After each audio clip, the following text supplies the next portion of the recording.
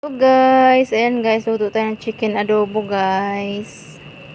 Siya guys, ang ating chicken adobo.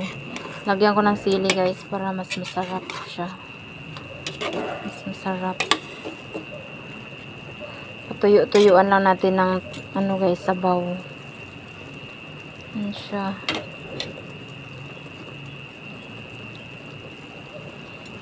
Para ano, parang wala masyadong sabaw guys. Yan yung sili guys, oh. Siya guys.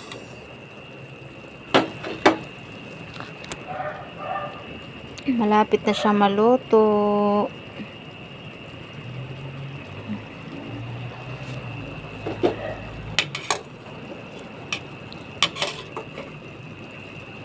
Yan siya guys. Yun lang guys. Thank you guys for watching. Bye bye.